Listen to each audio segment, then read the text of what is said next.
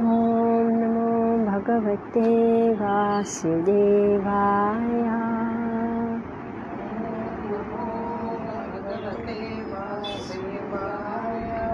ॐ नमो भगवते वासुदेवाय।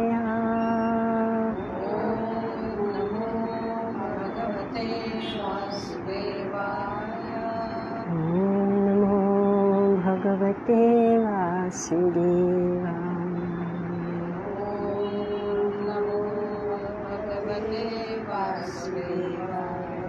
नारायणं नमस्कृत्य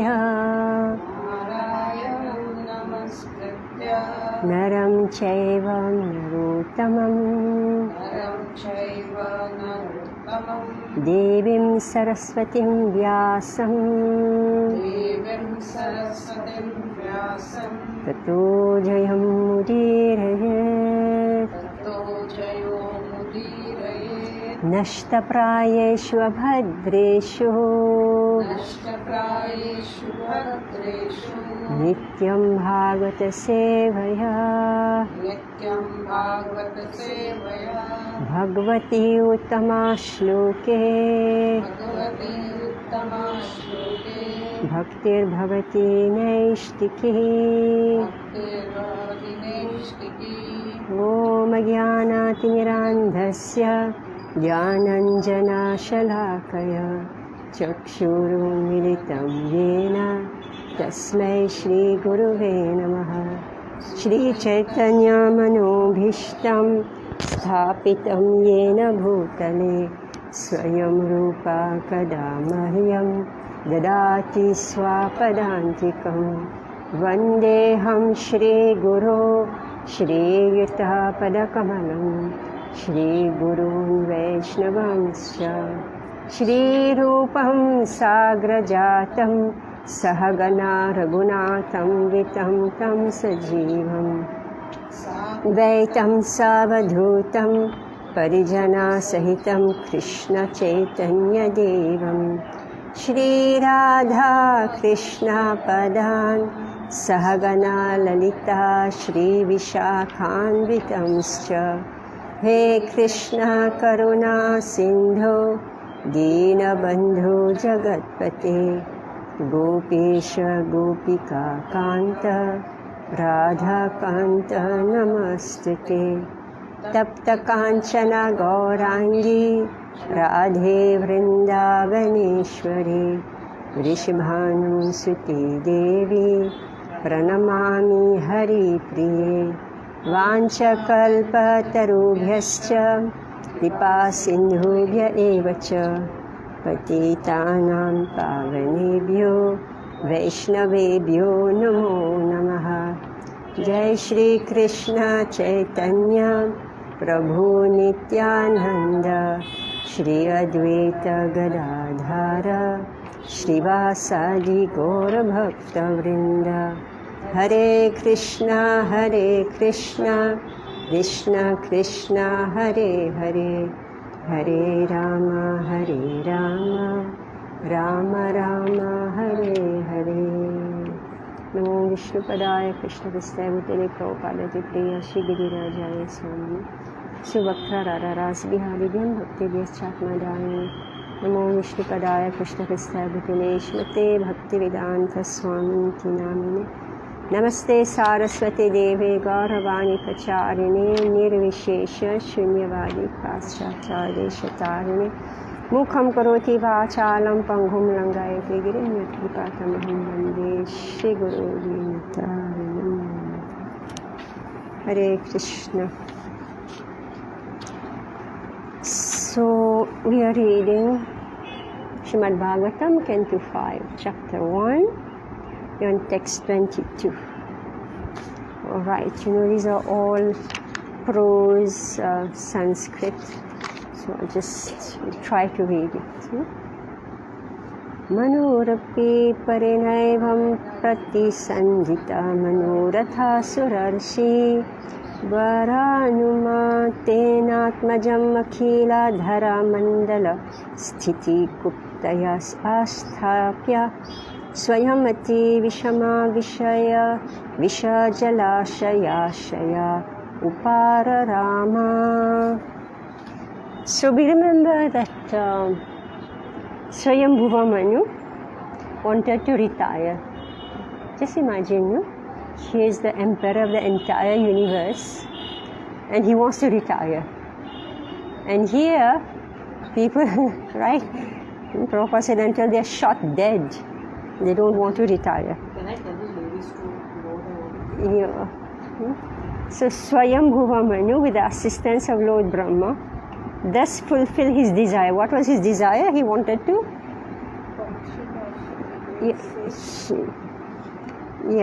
with the permission of the great sage Narada, he delivered to his son the governmental responsibility for maintaining and protecting all the planets of the universe. Just see what was his responsibility. To maintain and protect all the planets of the universe. He thus achieved relief from the most dangerous, poisonous ocean of what?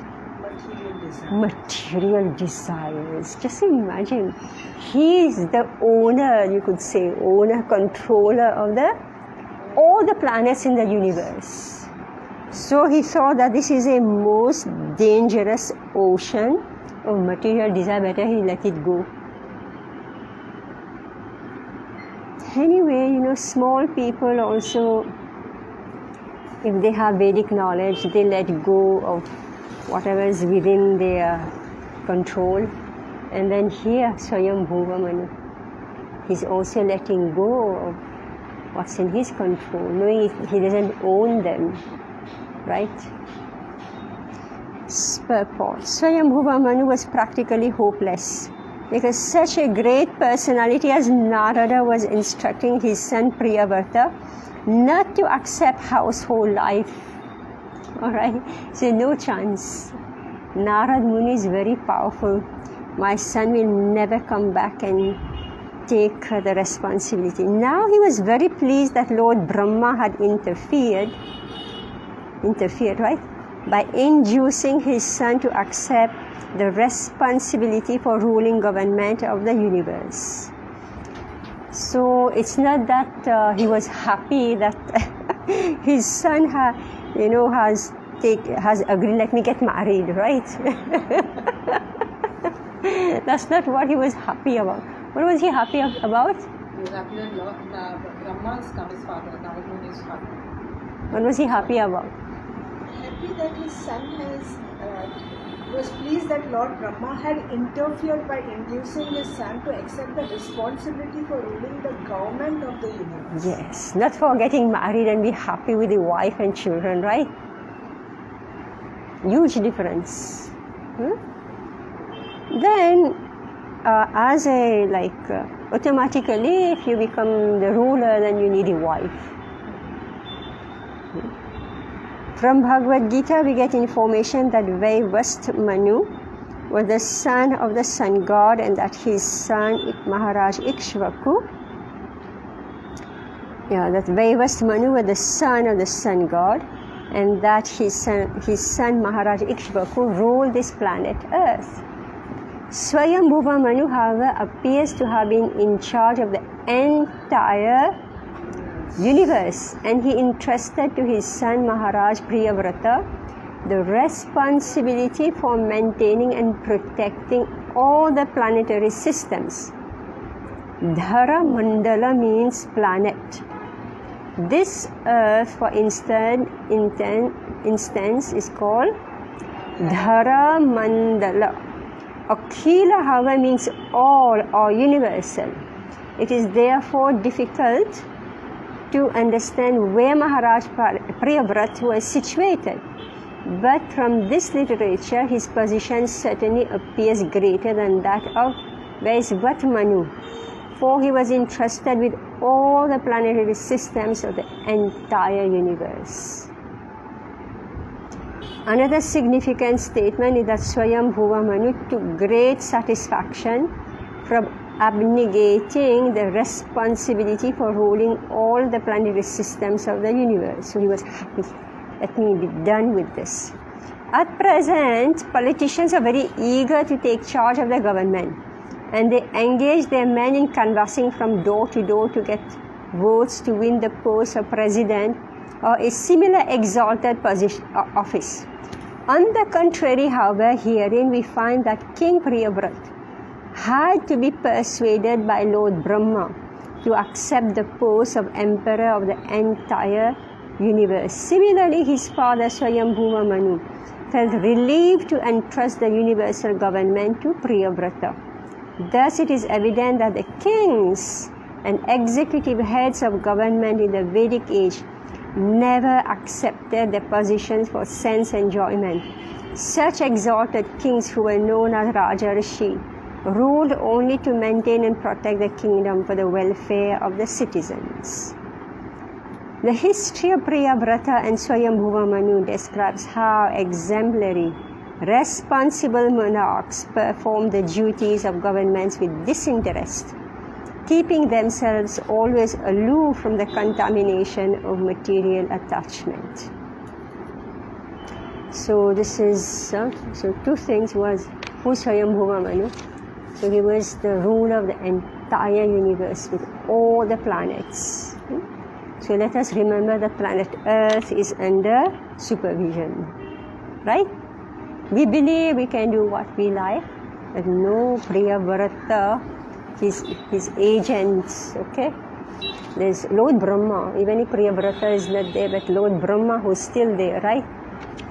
So planet Earth is definitely under control, supervision. So that's why, as time goes, we find that things change. I heard that whenever there is an eclipse, it signifies like end of a cycle, is it? Something like that. And now other events will happen. Whenever that's the cycle, eclipse. I think there's an eclipse soon. Yeah, one is coming. Not that, now one is coming, 24th or something. Well, anyway, solar eclipse means government. So government will be under check. I heard the moon maybe takes care of other things, I don't know. The sun, meaning all governments are under check. So what's this? It was explained here, right? Everybody is under control. All heads of states.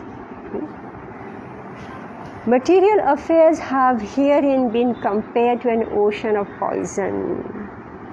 They have been described in a similar way by Srila Narottam Das Thakur in one of his songs. What's the tune? Yeah, it is Samsara Vishanale Divani Shihiya Jale Juraite na koi nu pai. My heart is always burning in the ocean, in the fire of material existence, and I have made no provisions for getting out of it. Golokera premadhana Hari Nama Sankirtana Ratina Janila Kene Tai. So what is the remedy for this fire of material existence? The only remedy is Harinam Sankirtan, the chanting of the Hare Krishna Mahamantra, which is imported from the spiritual world, Goloka Vrindavan. How unfortunate I am that I have no attraction for this. Manu wanted to seek shelter at the lotus feet of the Lord, and therefore when his son Priyavrat took charge of his worldly affairs, Manu was very relieved. This is the system of Vedic civilization. At the end of life, one must free himself from worldly affairs and completely engage in the service of the Lord. The word Surarishi Vara Anumatena is also significant. Manu entrusted the government to his son with the permission of the great saint Narada. This is particularly mentioned because although Narada wanted Priyavrat to become free from all material affairs, when Priyavrat took charge of the universe by the request of Lord Brahma and Manu, Narada was also very pleased. So, only very mature people, right? When there is a difference of opinion, when everybody is happy. We read earlier, Narada and Priyavrata didn't feel envious of Lord Brahma and Swayambhuva Manu. They were happy. So the word Surarishi, Vara Anumatena is also significant. Manu entrusted the government to his son with the permission of the great saint Narada. Alright, etiquette. How to do it. Don't just impose, here's my power, I'm superior to you. Narad Muni, who's Narad Muni and who's Lord Brahma? And who are they? Relationship between Father. Yes, alright. Father and son. And Swayambhuva Manu, who is he? Who's also the son. He is also son of Lord Brahma, right? The first Manu, the first, yeah. son. And Narad Muni, we read earlier, he is personification of what? Of what? Of what? Of intelligence also. Of bhakti. Alright. Narada is the special son of Lord Brahma. He's the personification of bhakti, meaning how can I come out completely from this material world? And here Narad Muni is getting a disciple. And that disciple is very submissive. Alright? Priyavrata. He's very submissive. He's fully convinced about the instructions of Narad Muni, who doesn't want him to get entangled in this material world. You practice bhakti and you go back home, back to Godhead. But, 1 minute. Sorry? Swayambhuva Manu. Manu Yeah. is the same person who has written Manusmriti. Yes. Swayambhuva Manu. It's start from the origin. So this is particularly mentioned. So I read it again. Just the etiquette. Understand who is superior, who is inferior, who is equal. Alright? The word Surarishi Vara Anumatena. Anumati, right? Permission, right? Is also significant. Manu entrusted the government to his son with the permission of the great saint Narada. Alright? With the permission.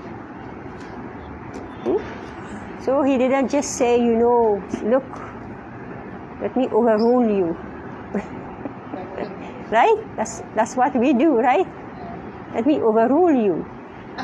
Right? That's Kali Yuga, right? Fighting, conflict, my power, your power, I'm superior to you, you're inferior to me, you listen to me, right? That's how we deal in this world, in Kali Yuga, right? And here the etiquette, highly advanced souls. So we learn from them. That's why we're studying Bhagavatam, right?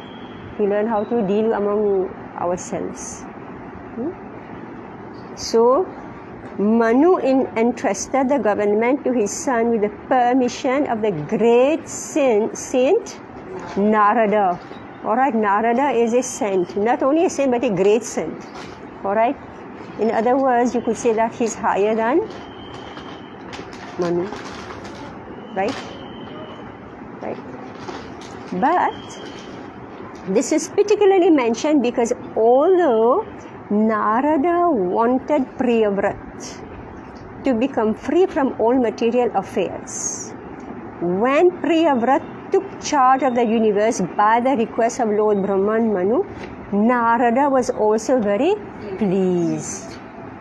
So hard, right? I lost, they won. Your false ego, right, will just crumble. I had my opinion, I wanted this, but they won and I lost. My God, you really have to be advanced. Huh? Yeah. So meaning that Narada, he could appreciate the value of what Lord Brahma is saying. Remember the scene, Priyavrata is sitting as a boy, right? He has Guru, Narad Muni and his father, Swayambhuva Manu, right? And they're having a difference of opinion, right? Then somebody who's superior to both of them came, right? Their father, Narada's father and Swayambhuva Manu's father, right? He came and he says, okay, my dear boy, you have to do this because it is good for the society, for the entire world, and it is the order of the Supreme Lord. Alright? So this is how Narada, being a devotee of the Supreme Lord, being surrendered. He did not put his false ego in front, right? No, I thought like this. No.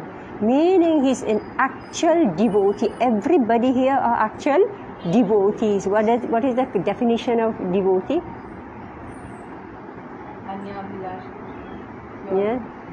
Yeah, what's the... So what applies here?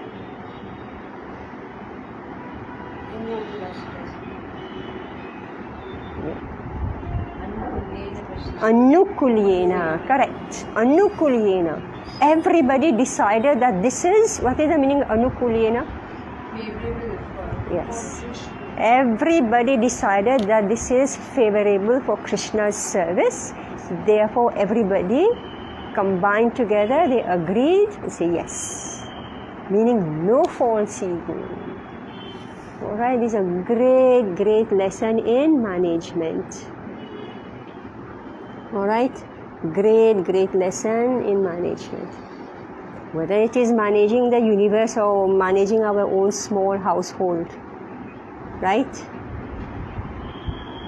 So if Krishna is in the center, so there is a standard. How do you know what decision to take? Is it pleasing to Krishna? Is it favorable for Krishna's service? Right? That's how we measure. Then this decision is taken. Amazing, right? So this is why Srimad Bhagavatam is to be studied by all. There's so far so much about kings. All right, but bring it down to the family units, temple units, community units. This is how decisions are taken, and everybody is happy, everybody is satisfied. All right, text 23. Iti havava sa jagati patir ishwarechaya dineshveshita karmadhikaro khila jagat bandha dhvamsana paranubhavasya bhagavat adi purashangrim yugalana varrata dhyananubhavena parirandhita Kashayashayo vadatopi manavardhano mahatam mahitalam anushasasa. You really have to practice this, huh? You have to recite. Anyway, we are doing our best. All right. Radhi. Read. Next. Following the order of Supreme Personality of Godhead, Maharaj Priyavrata fully engaged in worldly affair. Yet he always thought of the lotus feet of the Lord, which are the cause of liberation from all material attachment. Although Priyavrata Maharaja was completely freed from all material contamination, he ruled the material world just to honor the order of his superior. The word Mahavardhana, Mahatman, just to show honor to superiors, are very significant.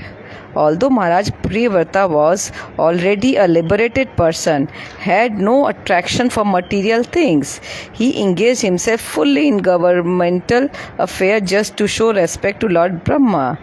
Arjuna had also acted in the same way. Arjuna had no desire to participate in political affair or fighting of Kurukshetra, but when ordered to do so by the Supreme Lord Krishna, he executed those duties very nicely. One who always thinks for the lotus feet of the Lord is certainly above all the contamination of material world, as stated in the Bhagavad Gita. Yoginam api sarveshanam mad gata nantaratmana श्रद्धावान भजते Yamam सो स मे युक्तमो मतः. Of all yogis, he who always abide in me with great faith, worshipping me in transcendental loving service, is most intimately united with me in yoga and is the highest of all. Maharaja Parikshit therefore was liberated person and was among the highest of yogis. Yet superficially he became the emperor of the universe in accordance with the order of Lord Brahma. Showing respect to his superior in this way was another of his extraordinary qualifications, as stated in Srimad Bhagavatam.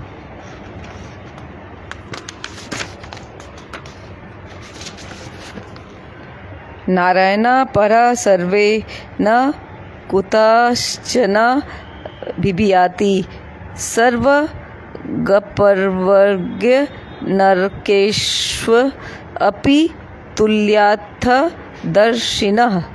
A devotee who is actually advanced is not afraid of anything, provided he has the opportunity to execute the order of Supreme Personality of Godhead. This is the proper explanation of why Priyavrata engaged in the worldly affair, although he was a liberated person. Also, he, because of the principle, does a Mahabhagavata, who has nothing to do with the material world, come down to the second platform of devotional service to preach the glories of the Lord all over the world. This is very packed. Etiquette, etiquette, etiquette. All right. So, following the order of the Supreme Person Godhead, Maharaj Priyavrat, fully engaged in what? All right. Just like ordinary people, right? Look like ordinary people, fully engaged in worldly affairs. And Prabhupada gives another example.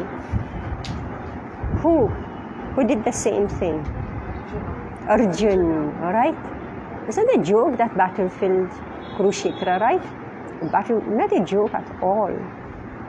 It was completely bloody war, right? Lost lives on both sides. Arjuna lost Abhimanyu, the 5 sons of Draupadi, right? Everybody was finished, right? It was fully worldly affairs. Yet, he always, it's not a nice place to be in this world. Anyway, everybody knows the blood is not real, right? Because you are not, maybe you can shift it a bit. Yeah, everybody knows it's not real because the soul has no blood, right? Yes, soul has no blood. Amtamai, skin, she's a skin doctor. Right? We are so much anxious about our skin. Like little wrinkle stars, like I'm seeing the wrinkling, you know. Oh my God, what's my age? Blood problem, skin problem, right? So, in that illusion of being the body, we engage fully in worldly affairs. And here, King Priyavrata, because he's liberated, he knows very well this has nothing to do with him actually. It's all simply in imagination. All this play, like I hear Prabhupada speaking about cycle of life. We take birth, we grow, we maintain for some time, and then we die. What is this death? It's one cycle of life is over, and another cycle is going to start. So King Priyavrata, he had that understanding. That's why he said, we liberated. His liberation is that he knows this is all simply, upstarts playing in this material world, or innocent, happy-go-lucky fools, playing in this world. So, and his work was to take care of all these people, the innocent, the fools, and the criminals, the upstarts, and to provide for all of them, to maintain peace and harmony among all of them, right? That's his work. So yet he always thought of the lotus feet of the Lord. So he was doing his what to do, here are these jivas, they've decided to enter in this material world. So they enter a body made of honor, right? We eat and then that becomes the body. What's the body? It's made of blood, it's made of urine and stool, right? And the soul is living very nicely in this body, right? We studied that in Canto 4, right? Liberated soul means he knows exactly what's going on in this world. So he's taken a most disgusting work actually, King Priyavrata.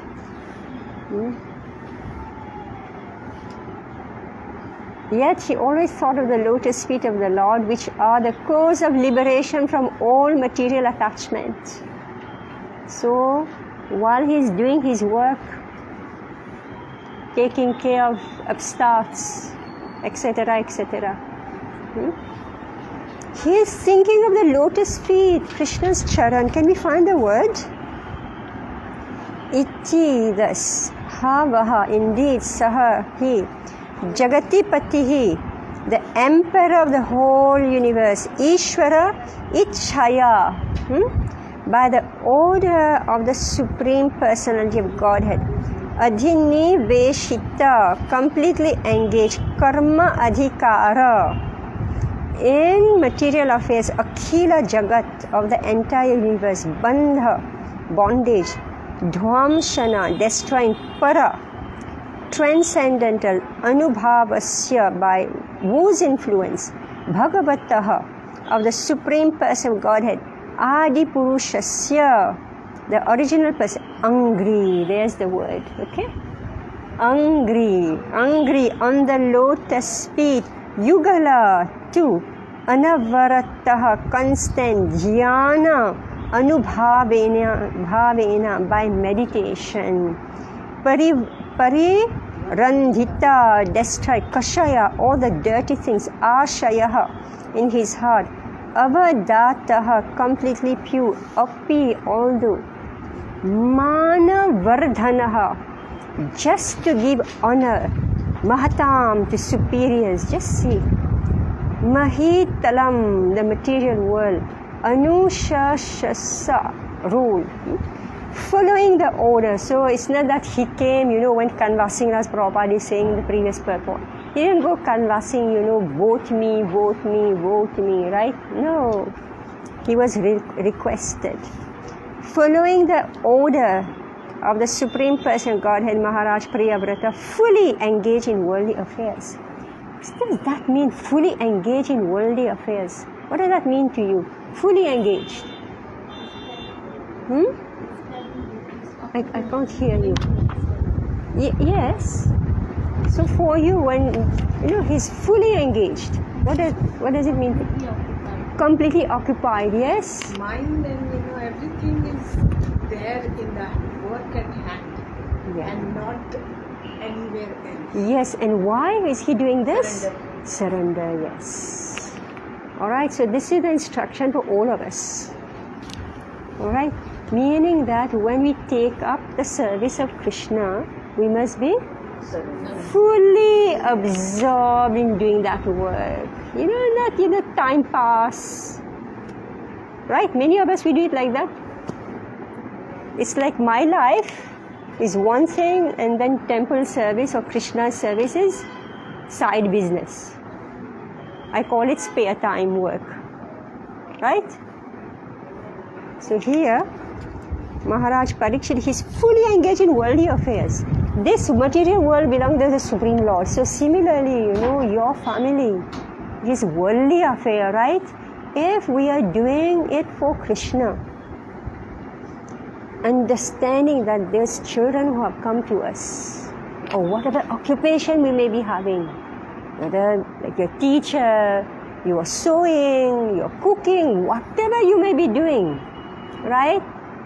It is for the Supreme Lord Krishna. Therefore, it has to be done perfectly. Perfectly.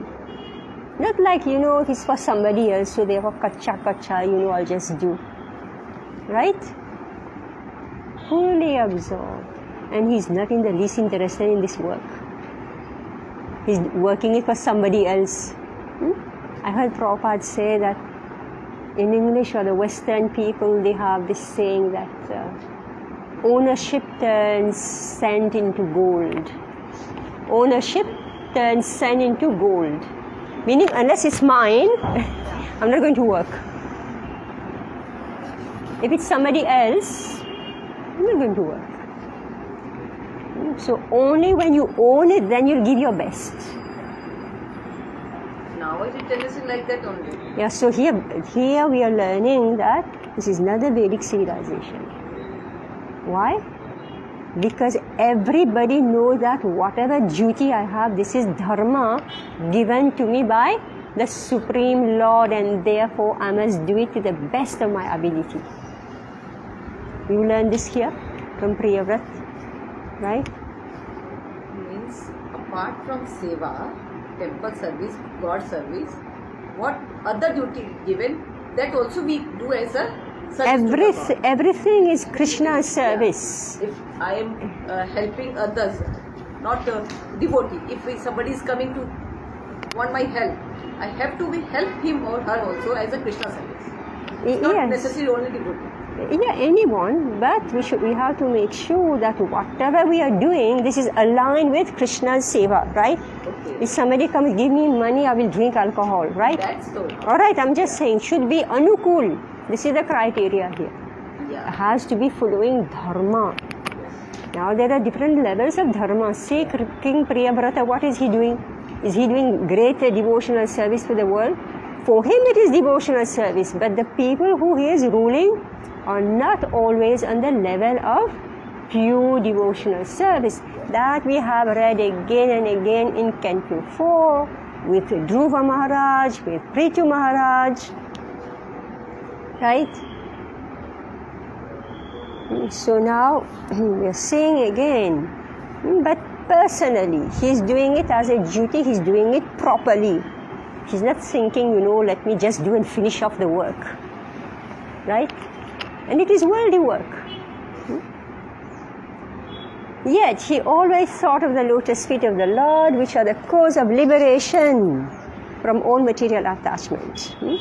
Although Priyavrata Maharaj was completely freed from all material contamination, he ruled the material world just to honor the orders of his superiors. Alright. Mana Vardhano Mahatam, just to show honor to superiors. Yeah, so that we have already discussed quite in depth. Then the next. At this stage, Priyavrata is completely absorbed in the worldly affairs, but this stage is like he is above the material contamination, is completely liberated. He has no interest in the material affairs, and he is doing it as a service to Krishna. But then in the beginning, like when we are in the sadhaka stage or we are learning how to perform Krishna consciousness, and if someone is thinks that okay, my duty is what is like sakam, that the person can become sakam bhakta. Yes. Yes. So first we have to become liberated, and then we can actually give our complete, best to Krishna. Yes.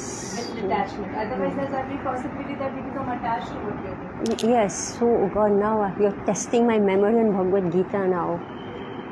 Na shochati na kanchani. Was that Brahma? Reference? Yes. Sama sarveshu bhuteshu. Then he is able to do bhakti. Right? When he's free from lamentation, he's free from desire, hate, when he's able to see everyone equally, right? So meaning he has already, he's crossed. So which chapter is that from Bhagavad Gita? Which chapter? Okay. Around 15 or something? Alright, around 15? Whatever. My point is that you have to cross so many chapters, right? That's a question. Right? We have to study the entire first 6 chapters of Bhagavad Gita. Then we're crossing into the middle chapters also. Right? Then it's, oh my God, just be careful. Put that lock there. There's a wooden lock. Open it. 18th chapter. 18th. Oh, okay. Yeah, all right. Okay, so last chapter.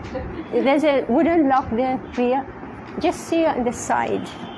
You know where it is? No. It's here. All right. 18 what? 54. Okay. So I was thinking 555. All right. 555. So okay, it's 55, 54, 1854. And here, Prabhupada is quoting who's a yogi, right? How you come to that stage? Yoginam api sarvesham. Now, again, I'm testing everybody whether you're reading Bhagavad Gita or not. If you are not able to smoothly recite the verse, it means you're not reading Bhagavad Gita. All right? I'm catching everybody. Right. We cannot stumble over the verses of Bhagavad Gita, not when we have spent 15 years studying Bhagavad Gita, Bhagavatam. Right?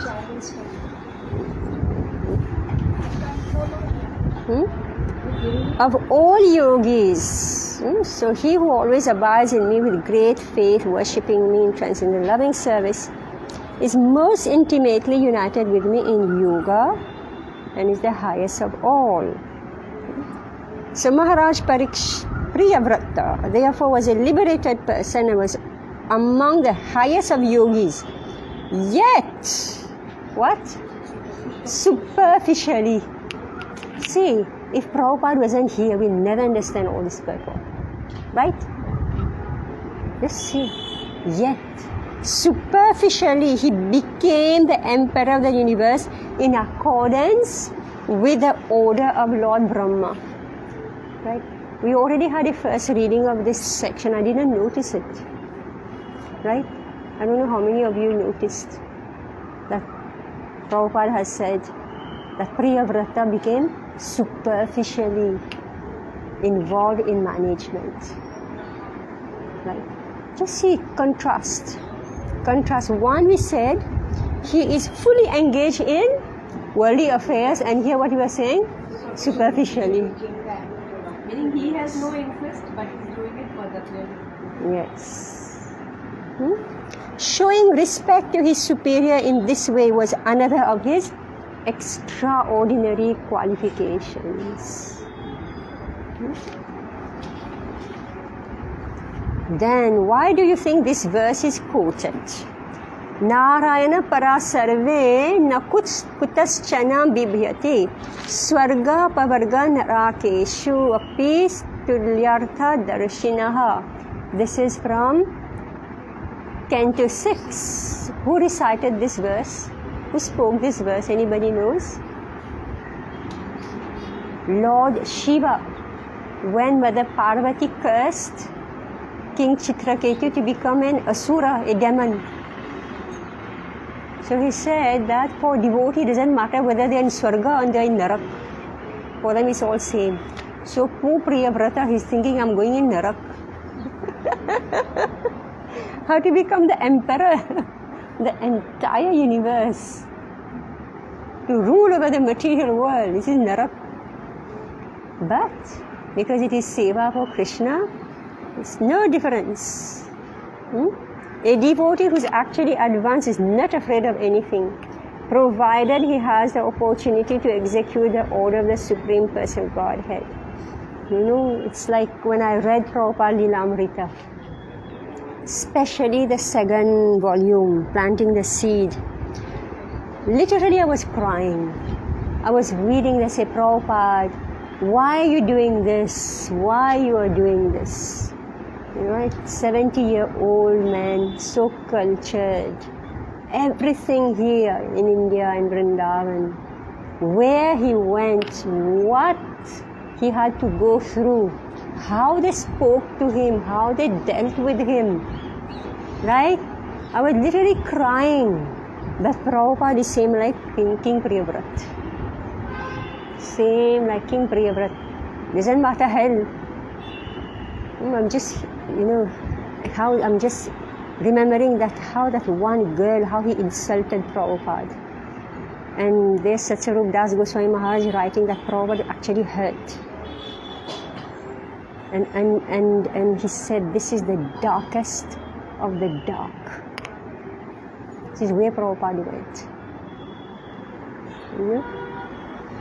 So this is the proper explanation of why Priyavrata engaged in worldly affairs.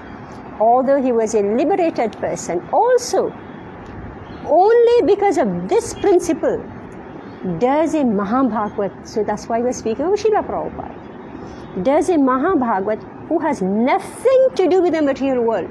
What does he have to do? Leave Vrindavan and go where he went. Come down to the second platform of devotional service to preach the glories of the Lord all over the world. This is Prabhupada actually, the Mahabhagavat. Text 24.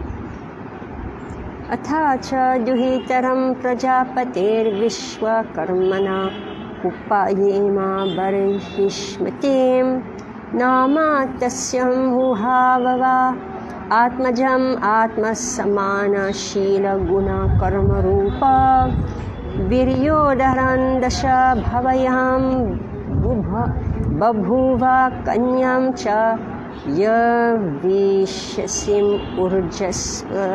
urjasvatim nama. Alright, so Urmila.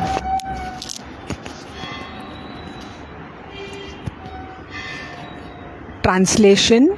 Thereafter, Maharaja Priyavrata married Barismati, the daughter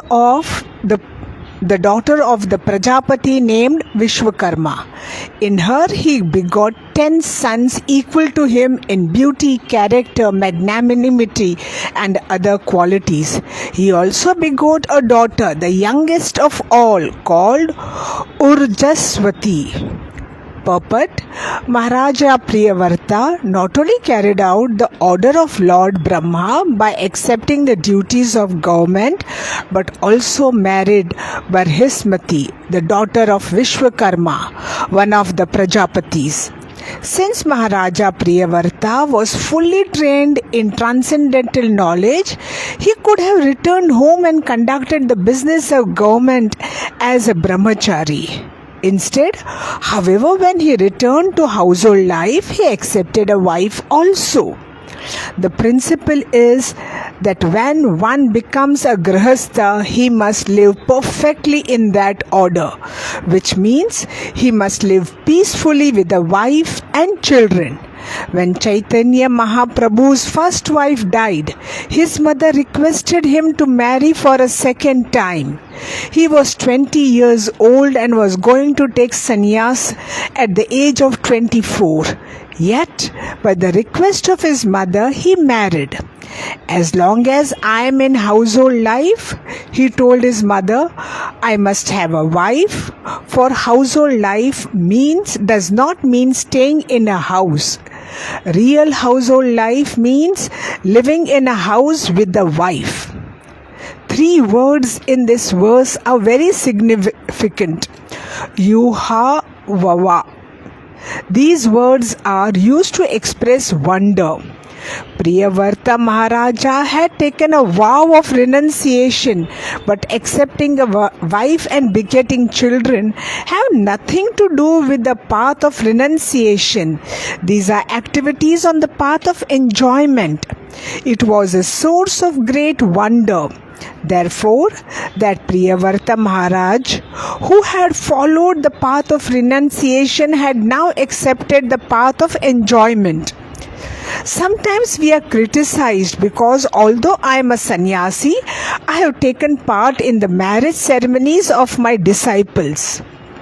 It must be explained, however, that since we have started a Krishna conscious society and since a human society must also have ideal marriages, to correctly establish an ideal society, we must take part in marrying some of its members.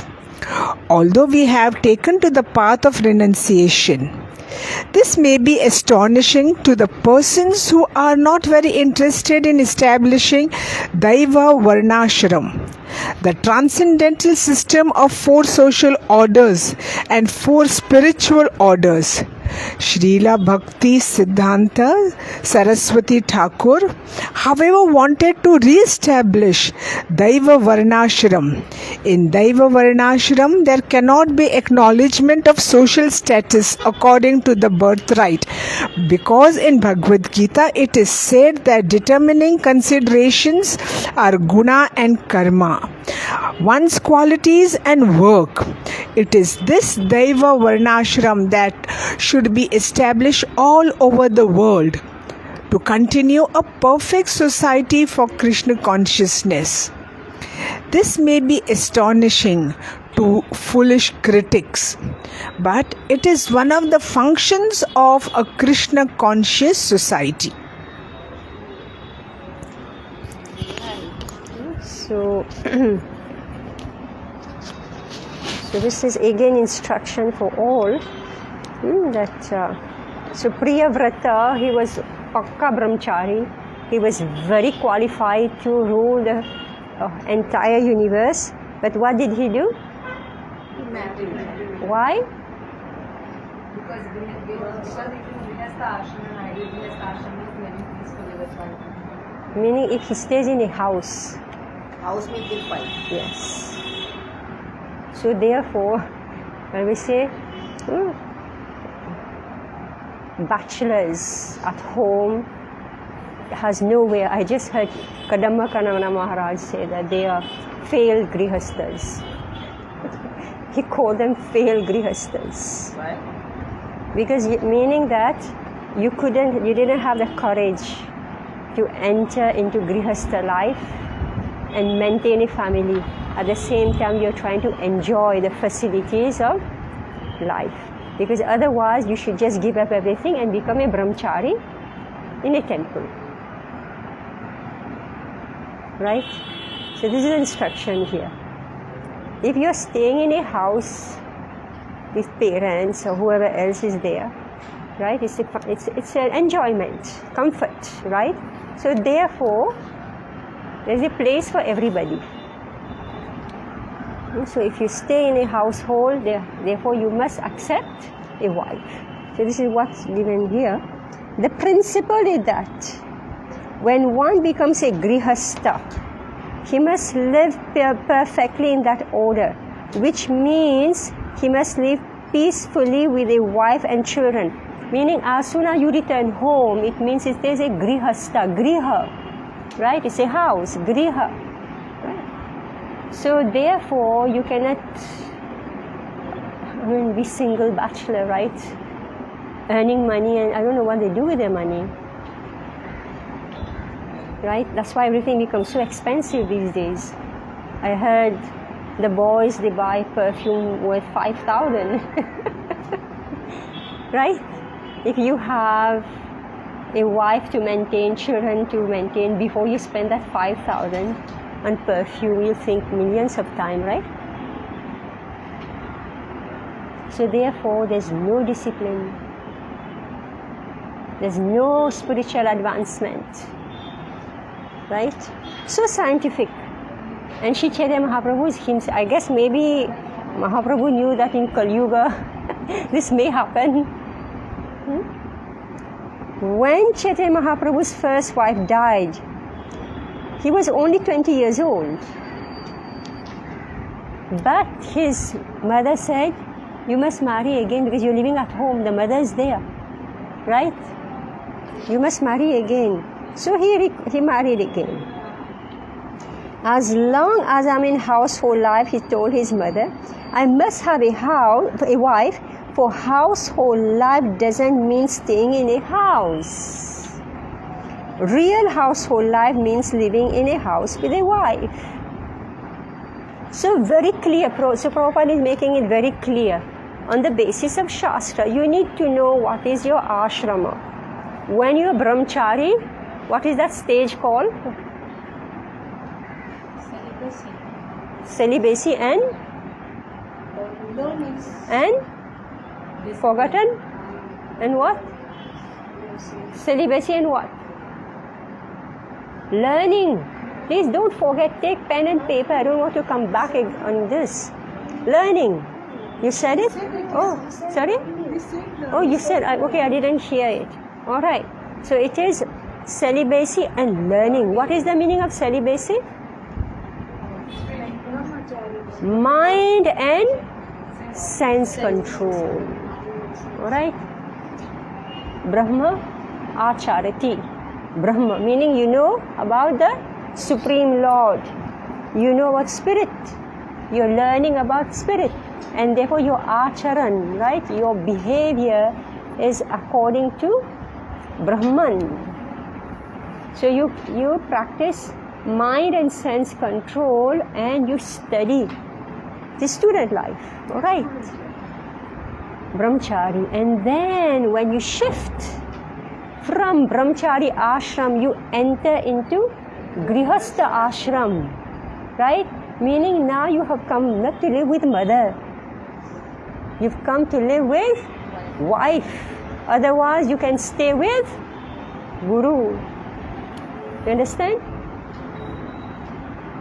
So King Priyavrata was Naishtiki Brahmachari. That's why he was sitting with Narada. But his father came and said, come home. So therefore here Prabhupada is saying, he must perfectly fit into that ashram as a householder. And you will see finally he will leave everything. He will go into Vanaprastha, sannyas. He will follow properly. Everything in time is a cycle of life.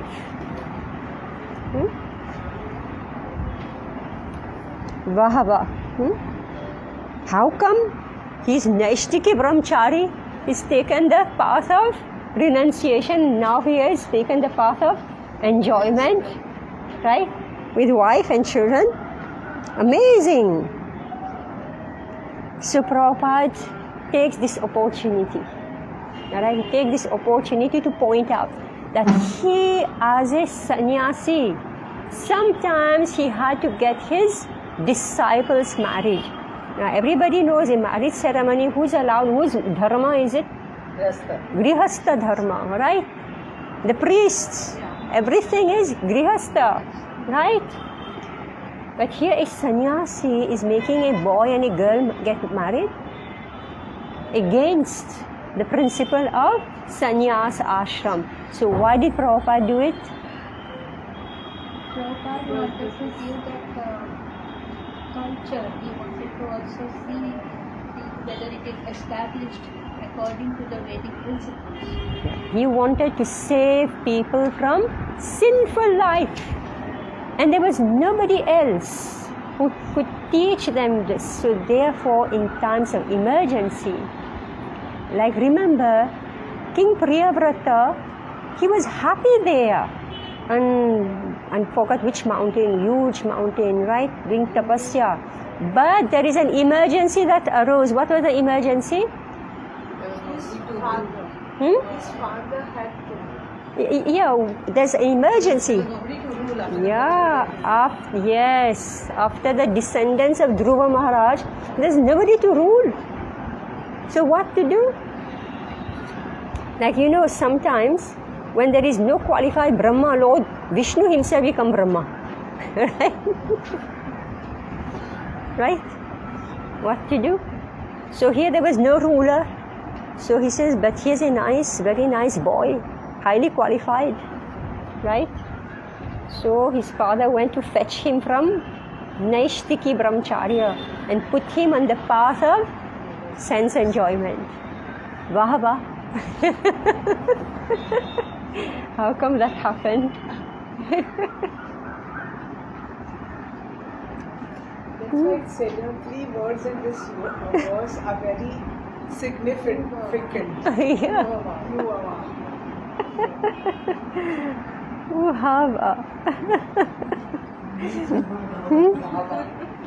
Wah wah. This may be astonishing to persons who are not interested in establishing Devi Varnasham, the transcendental system of 4 social orders and 4 spiritual orders. So in Varnasham Dharma is the net.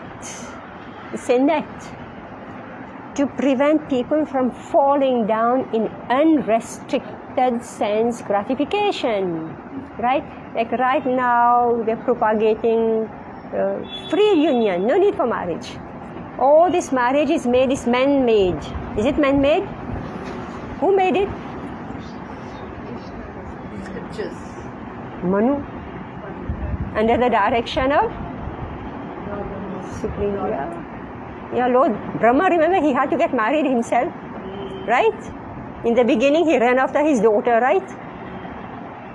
So he had to change his body. That's what happens. That's what happens. He had to change his body. Then he came again, that Brahma, then got married. They became a Prajapati, right? There is system in everything. Instead of doing, according to my own will, whims, then we become animals, right? So if we are human being, there has to be system for sense control, right? So this household life is huge responsibility. And as we are going to see, King Priyavrat at some point say, what am I doing here? What am I doing here in all this sense gratification, all this? Many things are going to happen. We say even on the royal road there is accident. Where did you read this? Even on the royal road there is accident. Which chapter of Bhagavad Gita? Where is it written? Who wrote it? Who spoke it? Okay. All Bhakti Shastri is here. All students of Bhagavad Gita. Lord Krishna tells to Arjuna in 3rd chapter. Somewhere. When he talks about the mind. Yes, attachment, and meaning that do not take advantage of regulatory principles to engage in sense gratification, right? He said even on the royal road there may be accidents. So that's going to happen here with King Priyavrata. It's not going to be smooth, happy life in this material world. It is dangerous. But because he was following the order of the Supreme Lord, he came out clean. Alright? So Grihastha life is definitely very risky. Right? So what we are learning from here, it's like when you enter this, you cannot forget Krishna. So even if there is accident, there is the Supreme Lord who will pick us up. Alright. In Devi Varnashrama, there cannot be acknowledgement of social status according to birthright. Because in Bhagavad Gita, it is said that determining consideration of guna and karma, one's qualities and work, it is this Devi Varnashram Dharma that should be established all over the world to continue a perfect society for Krishna consciousness. This may be astonishing to foolish critics, but it is one of the functions of a Krishna conscious society. So now just notice what Prabhupada is doing. Prabhupada is preaching the highest. What is the highest preaching that Prabhupada is giving? Yes, Krishna consciousness. What is the meaning of Krishna consciousness? Mind is meaning doing everything. Mind is as a center and Center of life is Krishna. Yes, center of life is Krishna, everything for Krishna. But here Prabhupada is speaking about a society. Alright? Speaking a society with sense gratification in it. So what is he doing? Right? Yeah. So Prabhupada is preaching on two levels. That of the absolute truth, the perfection of life, which is bhakti for Krishna, only Krishna, Kevala Krishna, nothing else but Krishna. But because we are in the material world, there is so much desire for sense gratification. Therefore, a system is being set so that the person can enjoy life, at the same time can go up. Alright, it doesn't fall down. So every ashrama has its purpose, and it should be fulfilled properly. Right? Okay. So we heard that King Maharaj, I should not say king, I should say Maharaj, Priyavrat. Right? What is the meaning of Maharaj? We had read earlier. What is the meaning of Maharaj? Sannyasi we call Maharaj, and king also we are calling Maharaj. Maharaj Priyavrat. Before I was referring to him as king. Now I'm calling him Maharaj. I shifted suddenly, I don't know how. What is the meaning of Maharaj? We read that definition somewhere. Who rules? Maharaja? He rules what first? Kingdom. What is the biggest kingdom to rule? Senses, yeah. Your own body is called a pura, right? Your own body is a pura. Right? A city of 9 gates. This is the meaning of Maharaj. Yes. Who's able to control the senses. So this Maharaj Priyavrata, so he's become Prajapati also, because that's one of his function. He had to get married, because if he would have remained brahmachari, after him there would have been no descendant, and therefore back to square one again, same story. So he produced, what type of children did he produce? Equal to him in Equal to him in beauty, character, magnanimity and other qualities. And he got one daughter, Urjasvati. One daughter, Urjasvati. So boys and girls, everybody is important. Urjasvati. So boys have to get married and girls have to get married, both.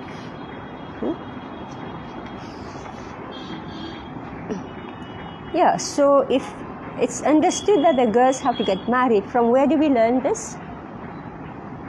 Manu Samhita. From Bhagavatam? From where?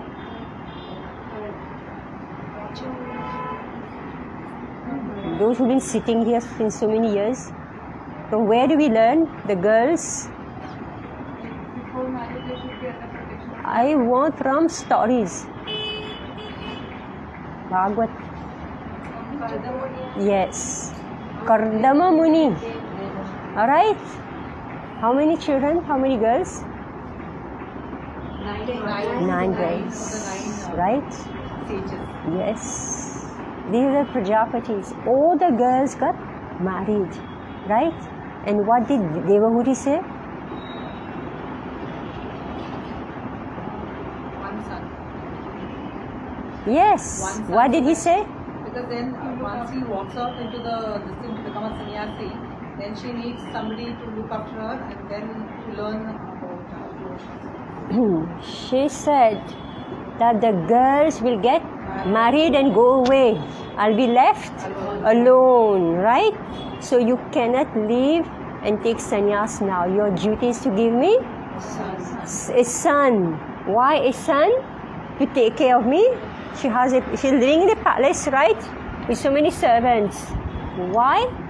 To give her fearlessness. Right? What is that fearlessness? Because after husband, she will give bhakti everywhere. Yeah, bhakti. You've forgotten everything. Protection. What protection? What protection? I already say she's living in a palace, fully guarded. Fearlessness is having devotion from Yes. Yes. Who will give me education in the absolute truth? Alright. So this is the value of a son. Right? One son only. Be learned who's able to give fearlessness to the mother, that she can cross over the cycle of birth and death. So everybody's got duties, right?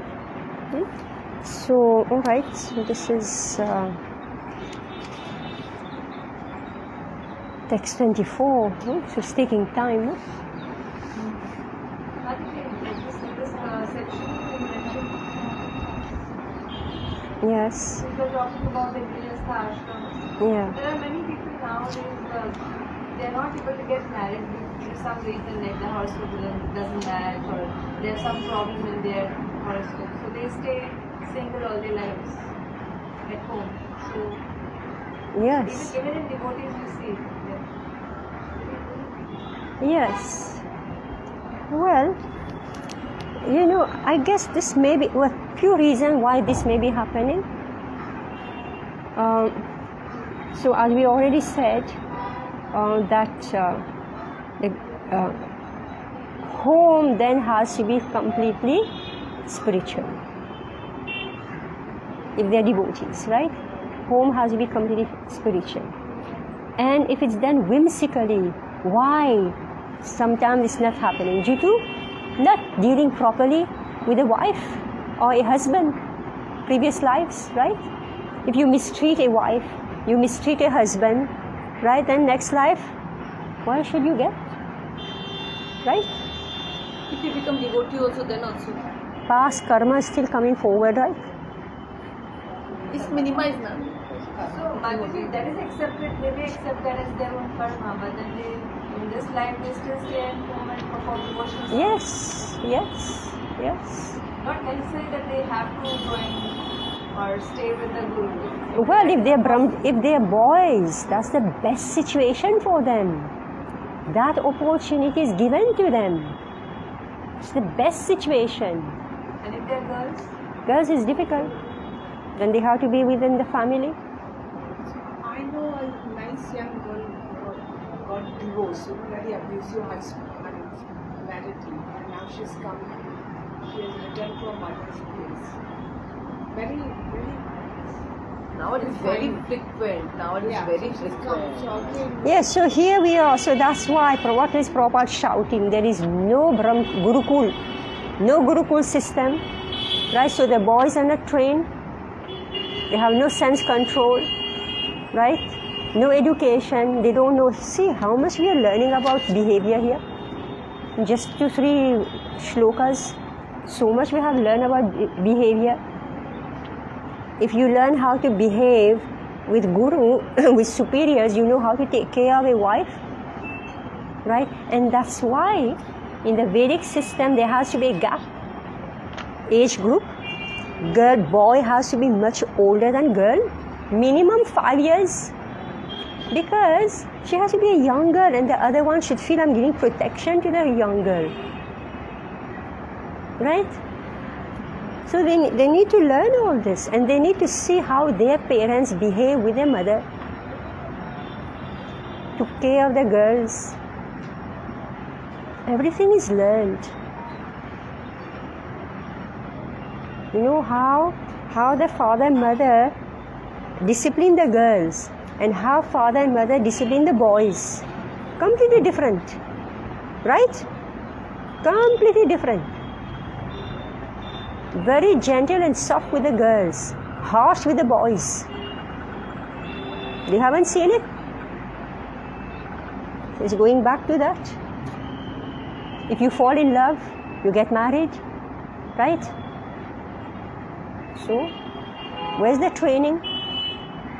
From both sides. In this particular case, it was an arranged marriage. This young girl. Yeah, but no training, right? No training from the boy, no training from the girl.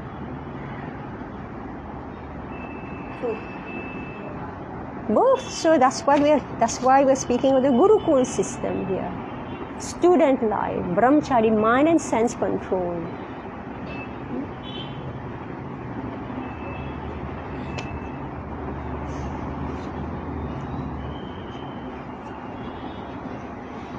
Yeah. So therefore, in such cases now, meaning that it has to be taken care of by the family, right? So complicated. So complicated in Kali Yuga. Very, very complicated. And you know, I don't know, but you get married again. I checked the statistics. 67% it ends up in divorce. 67%. In divorce, 67%. Where? In India? In the West, In the West. right? So we are following there, right? And in India it's even worse. The girls are so badly treated with second marriage. Very badly treated with second marriage. Very badly treated, right? Anyway, this is such a, I call it a sandhi, you know. Sandhi of degradation, from good to degradation.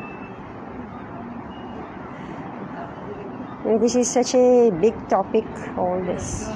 But you get the point, what is being discussed here.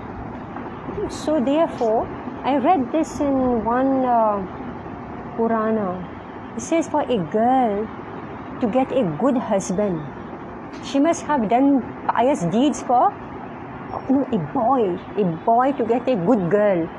He must have done pious deeds. Then a good girl is sent to him. Right? So I guess it's true both ways. So we, you know.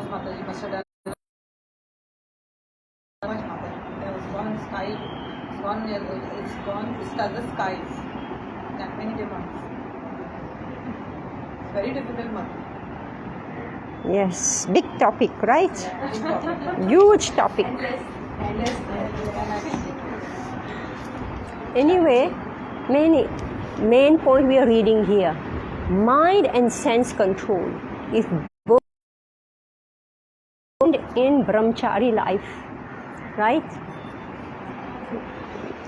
The main point here, it is about mind and sense control, right? Then they are able, see, remember, how is it that Sita Devi, when her husband became poverty stricken, right, he lost the kingdom. She thought she's marrying a prince who will become heir to the throne, right? First son. So according to destiny, right, I'm getting married to a prince. When she went in that household, he's becoming a pauper. Right? What did Sita Devi say? She was 15 years old when she got married, something like that. A teenage girl, right? She said, where you're going, I'm going also. Right? She didn't say no. Ramchandra said, no, you stay in the palace. No, where you are, I'm also. She must have had that training from her mother, right?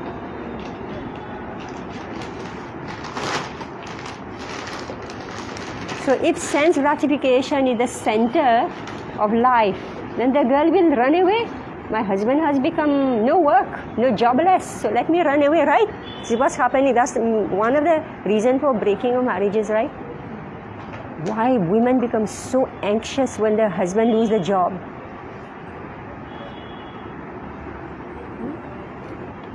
So insecure and helpless, right? Because we believe we are the body, we believe we are in charge of our lives. We don't know that there are superior powers controlling, looking after us. Just see now, we've read how King Priyavrata, he's in charge of the entire universe. Do you think now it's Kali, there's nobody in charge? Somebody is replacing King Priyavrata, right?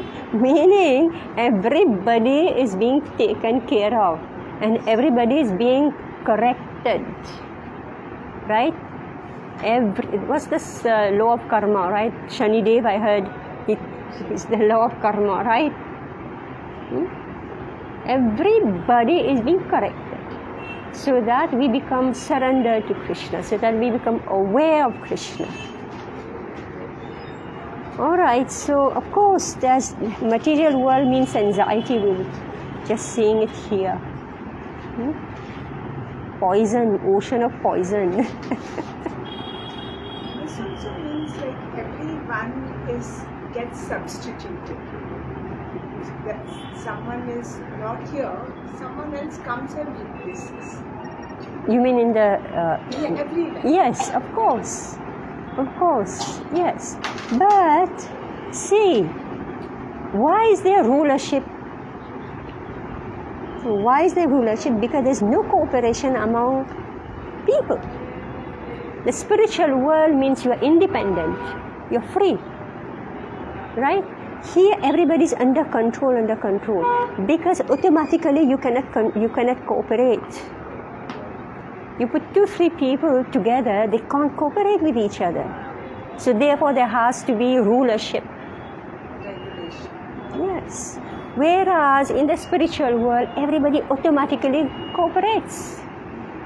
Because everybody loves Krishna. Anukuliyena, right? Whatever is good for Krishna. If you're the best cook, let you cook for Krishna. Why should I go and say, no, let me cook? Right? I help. I will help you cut the vegetables. Why should I do the chaunch when always in my hand it doesn't come proper? I'm just giving a simple example. Isn't it? I'm making this flower garland. You do it much better than me. Let me cut the petal and give you. Because my hand it's not steady when I'm putting the needle. Right? This is called automatic cooperation. Whereas in this material world, you need a danda, right? Make everybody cooperate.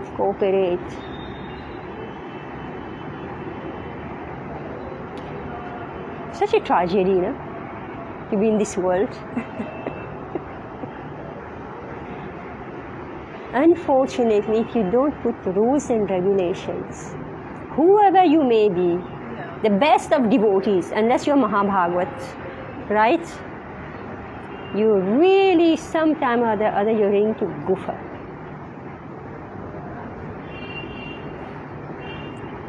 So therefore, let's be happy that, somebody is managing us. Right? Visible or invisible? The laws of nature are invisible.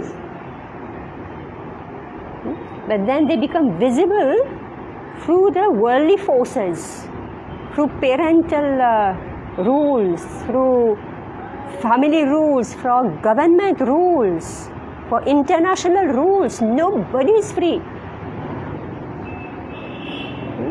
So actually it is this invisible laws that is getting manifest on earth through all these, boundaries, all those shackles, your limits. God, better not be an upstart. All right, thank you very much. Hare Krishna. Vanchakalpatarubhyascha kripasindhume evacha patitanam pavanebhyo vaishnavebhyo namo namaha. Hare Krishna.